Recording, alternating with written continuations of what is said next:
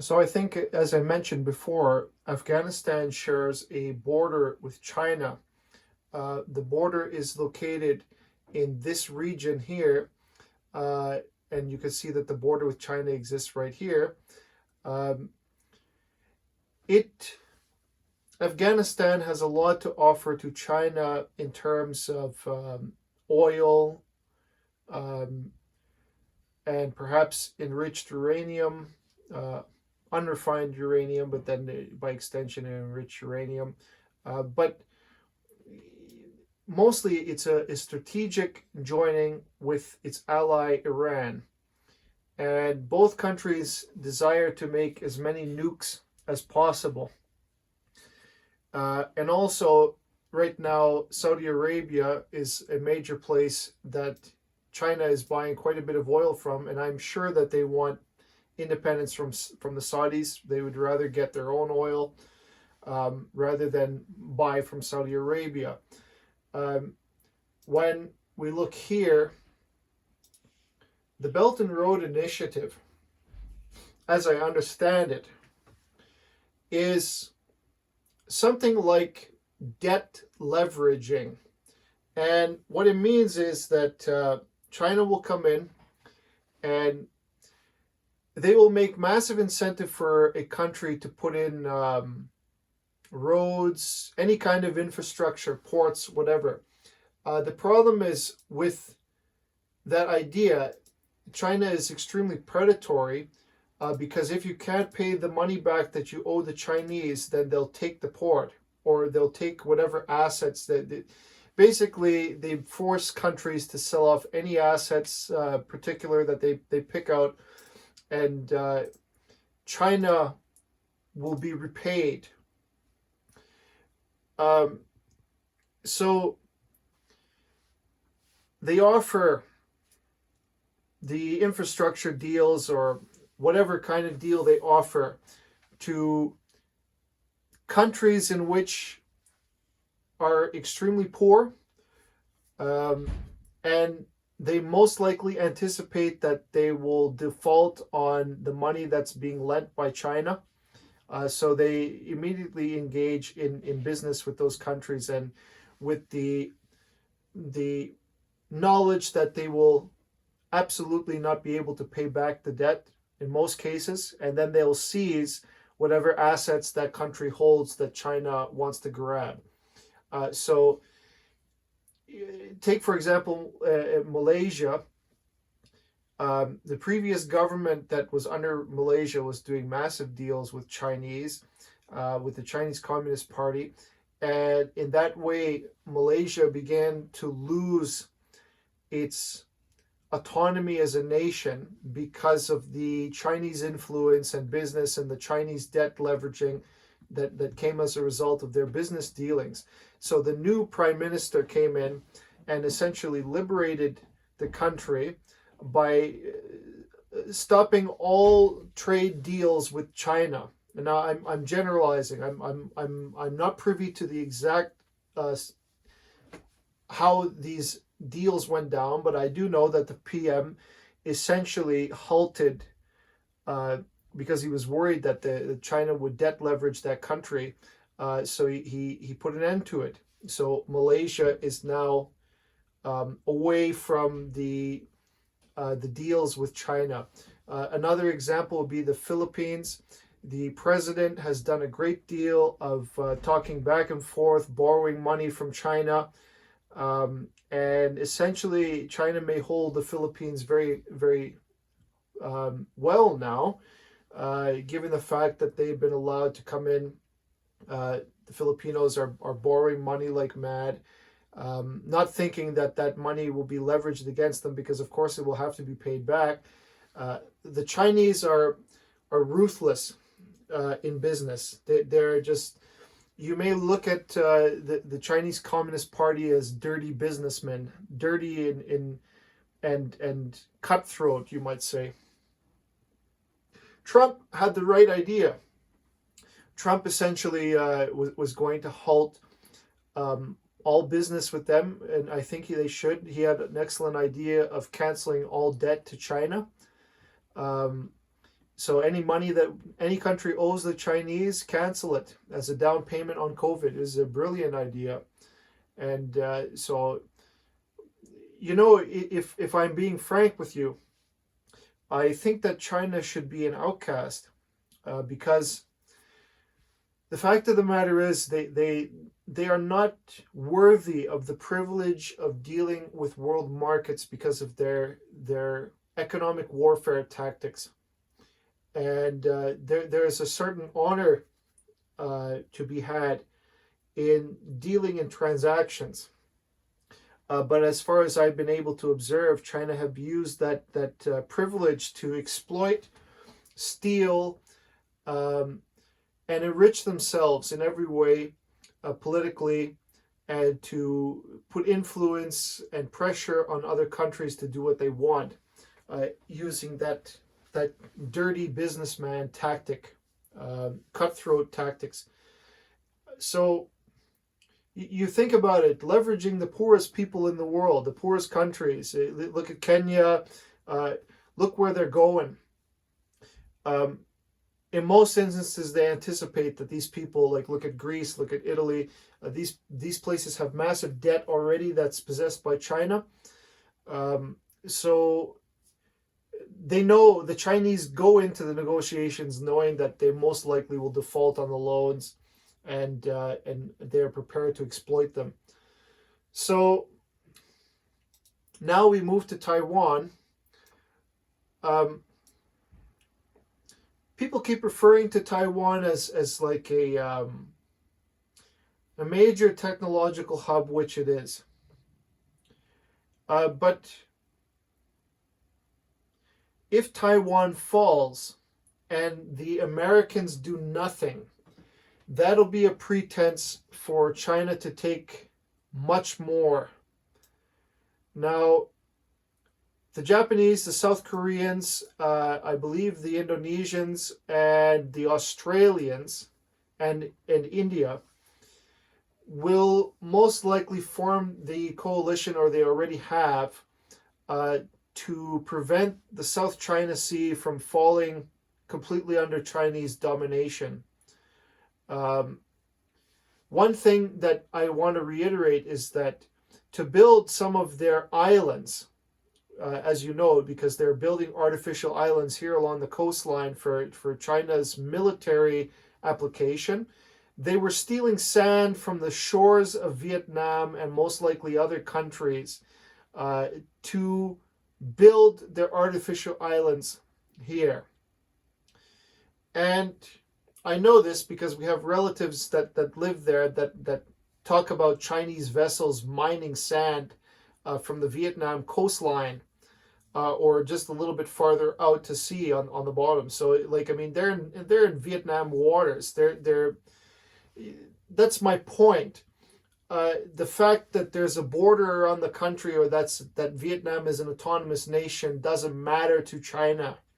What matters is what they need to realize their goals, and so they don't mind collecting the raw materials anywhere that they want. So, and the way that they've been dealing with Vietnam for, I don't know, the better part of the last 60, 70 years, it's well documented that China wishes to possess the entire peninsula and make these four nations a subordinate of China, or even states of China, if you will. So I'm extremely worried.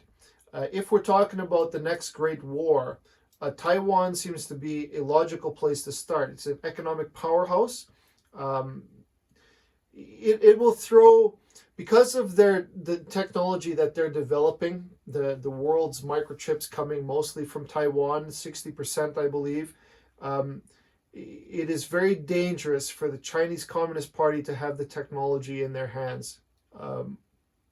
It means that all the existing infrastructure that we have right now, or at least most of it, could be and will be compromised by the Chinese government. You can assume spying, you can assume reverse engineering of all that technology to create duplicates, to find vulnerabilities, to exploit people, to spy on people. I believe some American satellites. They have technology from Taiwan that they've outsourced, um, which is all well and good as long as Taiwan is autonomous and strong. But if Taiwan falls, then all of those devices will be a liability to the United States, and they may have to start over from scratch. This is why I believe that, because if I'm looking at it logically, like China is playing, you might say, risk as a game. Um, China is simultaneously pursuing subversion in the United States for more than 30 years, probably more like 40. There were communists in the educational system that they've been able to buy and influence. And essentially, what were the Confucius Institutes about? Spreading Chinese culture and propaganda to help students in America become more inclined to support China. If you dissent, or if you have a different thought other than praising China or something like that, then you will be scrutinized or villainized or whatever. I did a bunch of watching on YouTube the other night. What they seem to be doing is they get a clever intellectual that will persuade you that it's in your interest not to look at China as a threat. Essentially, that was what it boiled down to. And that we should maintain business as usual, and so on and so on, and we shouldn't be warmongering. And I looked at this conversation. There was an intelligence officer from the United States who was saying that the military capability of China has grown greater than any militarization in history, greater than the Second World War. So they've already surpassed like Hitler and all those guys. They've built tanks, airplanes, aircraft carriers. Apparently, the Chinese fleet outnumbers the American fleet 10-1. They've been working on experimental weapons, space weapons, and all kind of weapons for tactical first strike that nobody has time to prepare for. The only thing that we have is something like the anti-nukes that the Americans have developed to protect their own territory. But as far as I'm concerned, China has more than enough military to police not only its own state, but to expand its empire outwards here and possess everything in the South China Sea, the Philippine Sea, the Sea of Japan. They will occupy all this territory. And after they expand enough, they will occupy all this territory, then they will start to bring the fight into America. Of course, that's not exactly the whole truth, because they are already fighting America right now through their subversion tactics, which means that America might actually surrender, because that's why Joe Biden's position is so dangerous, because America, in theory, at this moment, is already surrendered to China and its radical action. If this were Trump, China would have no aspiration. They would feel the American fleet would be parked off the shores of Taiwan, protecting Taiwan right now. Hong Kong would never fall. Afghanistan would never fall. Americans would maintain a presence there, and they wouldn't leave. They'd simply park their ships and wait and patrol the territory, because Taiwan, I think the Minister of Defense of Taiwan came out to the whole community, but he was mostly referring to Australia, and he asked for help. He's like, I'm paraphrasing, but something like this: Chinese warplanes are flying over Taiwan. We will not be intimidated. We sent a request to our allies: come and help us, protect us, come to us, come to our aid. It's a call for aid. So Taiwan is in a very, very dangerous position. They anticipate they will fall like Hong Kong, or they will be attacked and so on. No doubt the Chinese have tried to subvert Taiwan, but they're quite strong. They've been able to resist the subversion, so far as I know, and remain mostly autonomous. But for how long, we don't know. China is relentless.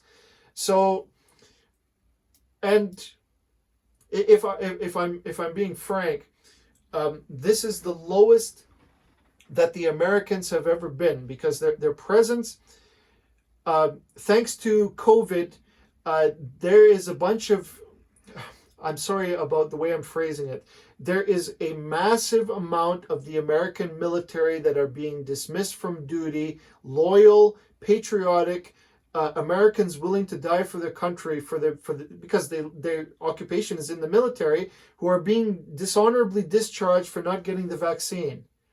So it's like they've used COVID as a way to mandate dismissal of imperative American troops. If China is going to attack us right now, what would happen if, say, you dismissed 10% of America's military because of COVID vaccines or some other gender problem or whatever that they want to bring up? Several pretenses that aren't worth a damn thing when it comes to a fight of a real enemy. What will happen if China tomorrow decides that they're going to invade the United States, or come up with a way to attack or destroy our carriers, or destroy some if they destroy Taiwan? They will not destroy Taiwan. They will force Taiwan into submission. They'll either blockade the island, or their subversion process will allow political influence to get Taiwan to bend to the will of Beijing. But, they're so clever. They will pursue war on multiple fronts, of course. They'll pursue it through the subversion of the society so that they can make it more inclined to fall before an actual assault takes place. And if the assault takes place, China has built a massive military. It's not a joke. It's a very... Anybody who says to me that China is not preparing for a third world war, that the way that they've been talking, the way that Xi keeps talking about, that prepare for war, that all of them inside of China, you can look it up, Chinese newspapers, Chinese media, the way that Xi presents himself, the new Mao of China, the new Mao Zedong, the new great leader that will be the supreme leader for the entire world. That's how he portrays himself, a god. That's how Xi is portraying himself to his people.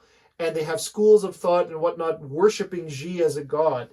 So they are preparing for war. It doesn't matter what your principles are, what your ideology, it doesn't matter. Any of that shit doesn't matter. Anybody who says that China is not preparing for war, but they talk about business as usual, is a manipulative liar. No nation, if that had been any other, like I don't care, take Russia. If that had been Russia weaponizing, militarizing right now in that manner, and the United States has no choice but to talk about it. It's the fact that it's China means it's shrouded in mystery, in a cloudy haze. And beware of those things that lurk in the shadows. I tell you, it's not a joke. They are preparing for war. They're preparing their expansionism and everything, their policies. They're economically modernizing everything. They're everything is like the way that the Germans were handling their economy before their Great War effort. It's exactly like that. Modernize the economy, grow the economy, make everything strong, put the infrastructure, everything orderly, and then start putting together factories and build your military up, build your nationalism up to the radicalism that they eventually ended up in. And the more that they gain power, the more intimidating. America has been blind. Wake up. See your real enemy. It is an enemy. It's a dangerous enemy for you to be blind to. So easily can they occupy the entire territory. But it's not even about that. China wants submission of America.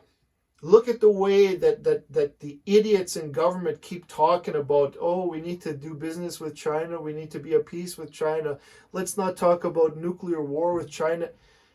Too late. It doesn't matter. Right now you have the upper hand, America, for the moment, because they haven't attacked yet. But the moment they attack, you lose the upper hand. You'll see that you've been blind. They'll attack you and knives will come out. You'll be finished. I'm being metaphorical, of course. It won't be knives. It'll be, well, in all probability, probably ballistic missiles or fleets, several fleets, who knows? But they may come with all they got, and they may force surrender wherever they go. But the point is that all this talking, this nattering nonsense, nobody blaming China for COVID. Where is the source of that devil virus coming from? Nobody talks about it. Nobody even speaks about it.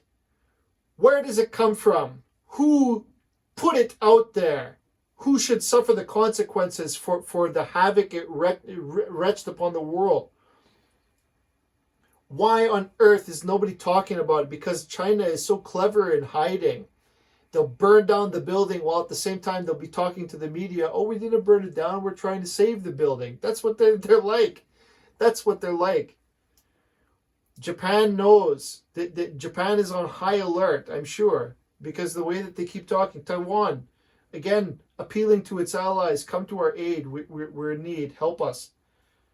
Not because they're not proud. They're an extremely proud nation, but they see an imminent threat and they're not afraid, but they need their allies to support them. It's simple. But with sleepy Joe Biden at the helm, what the hell is America going to do? Here, Afghanistan, look at this. It is so easy. If an American garrison of 5,000 troops remains there, they don't even have to do battle. That's enough for the Taliban to stay out. They've invested 20 years into this country. How many Americans dead? How much money spent? And you're just going to walk away from everything for no reason? The Americans, the American military knows better. The troops that were on the ground, civilians that are still there, they know better. They know that Joe is trying to sabotage the American military, just like Obama did. It's simple. It's simple stuff. You can pretend to make the issue more convoluted and more complex and more difficult, but it's not. It's easy. Joe Biden doesn't care about America. Joe Biden is a puppet of China. So everything that China tells him, okay, we'll stay out of your way, we'll decrease American, demilitarize here. Okay, China, so we'll get out of the way so you can take Afghanistan, no problem. Oh, Taiwan, no, we will not recognize the autonomy of Taiwan. We'll let you guys take it. This is how they talk. Under Trump, China be afraid. China never engaged in flying over Taiwan. Trump will send a couple of fleets to defend Taiwan, and the American garrison here will remain or get bigger, or they'll blast somebody here, like somebody will die. Afghanistan had no fall, no, there wasn't even a possibility while Trump was in power. Afghanistan is secure, no problem, no issue. Biden already, everything he touches is destroyed. It's like that's not, it's not leadership. It's a willing treason on every decision he's made. Treason every time. Treason. Biden should not. He should be in prison. He should be in Guantanamo right now if things were normal. But because the Democrats have concealed him, the media is paid off by Chinese, everybody is just, they keep lying and feeding the lie. But I'll tell you, when it comes to battle and China comes to take us, people are going to be lost for words. They'll be in so much shock because of something that they thought. They actually think that China is an ally. It's a business partner. That's what the mainstream media wants everybody to think. Don't offend, don't get upset, warmongering and whatnot. It doesn't matter. When they come for us, then your advantage is over. Your upper hand is lost. I think I'll conclude with that. Thank you for watching, and please comment below, like, and subscribe to my channel. I look forward to having a conversation with you. Thank you very much.